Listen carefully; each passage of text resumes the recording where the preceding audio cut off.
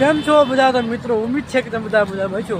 તો આજે જવાનું છે આપણે વિક્ટોરિયા પાર્કે દિવસની વિઝિટ લેવા. ચાલો જી. और हम आपको ये बताएंगे कि जब आप उल्लासनगर आए तो विक्टोरिया पार्क में जरूर आए, क्योंकि ये हमारे पीछे खूबसूरत जंगल बिल्कुल शहर के बीचों बीच।